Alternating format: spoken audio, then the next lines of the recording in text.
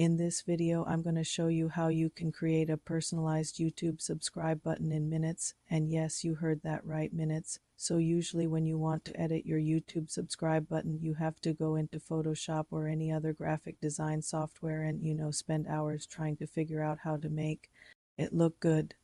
But now with the help of Canva, we can do it in just minutes. So let's start off with the video. Hello everyone, welcome back to another video on Alexis Graphic Creations, where I teach you guys on how to create different types of graphics, including thumbnails, banners, and logos. So if you're interested in those type of things, make sure to subscribe so you don't miss out on any future videos.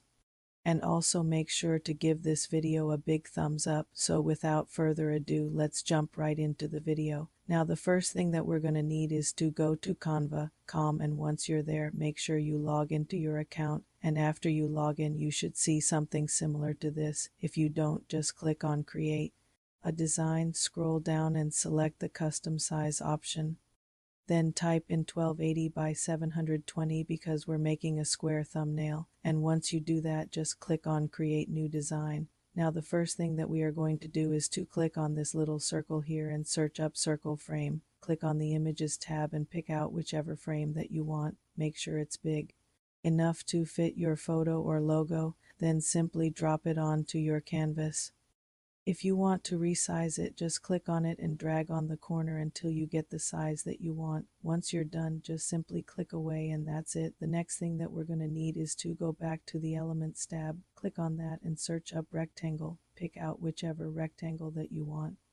It really doesn't matter as long as it is around the same color as default YouTube channel page white. Then drop it onto your canvas. Now you can simply drag it wherever you want. The next step is to go over to the left side here and click on Uploads. Then click on Upload Files. Go ahead and select your logo and then wait for it to finish uploading. Once it does, go ahead and click on it and drag it anywhere inside of the rectangle. For me, I prefer it to be in the middle, and if you want to resize it, just click on it and drag on the corner until you get the size that you want. Next, we're going to go over to the Text tab and click on Add Heading. Now we're going to change the font to whatever font you prefer. Make sure it matches the font that you used in your logo. Once you find the font, you can simply double click on it and that will allow you to type. Now enter whatever text that you want. For me, I just put my YouTube name. Now once you're done typing, you can move the text around. You can also change the color of it by clicking on the palette here. Once you're done, you can just click away. Now we're going to go back to the Elements tab and search up arrow pointing and look for something that looks like this. Simply drop it onto your canvas. You can also rotate it by clicking on these arrows here and dragging it. Now you want to make sure that the arrow is pointing towards your profile picture or logo.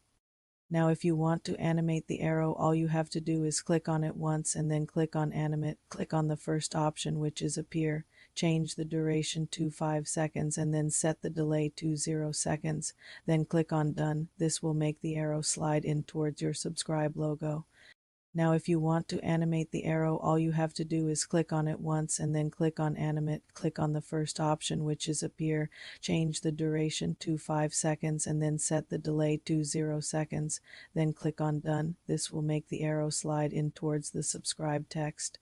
And finally, so all you have to do is click on it once and then click on Animate. Now you have two different options here. You can either click on Hover and Move or Appear. I prefer Appear. Now all you have to do is repeat the process I just told you for each one of the subscribe buttons on your YouTube channel. And once you're done with that, you can just simply click on Share and download and save it as an INI file. And that's it. And here are some examples of how the final product should turn out. If you want to see more examples, just go ahead and check out my YouTube channel. Now once you download it, all you have to do is go to your YouTube Studio and then click on Customization.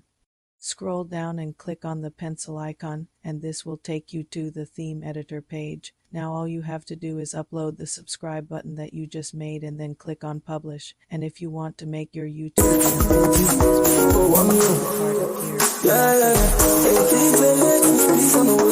you can find the links down below in the description. And once again, thank you guys so much for watching. I'll see you guys in the next one. Peace.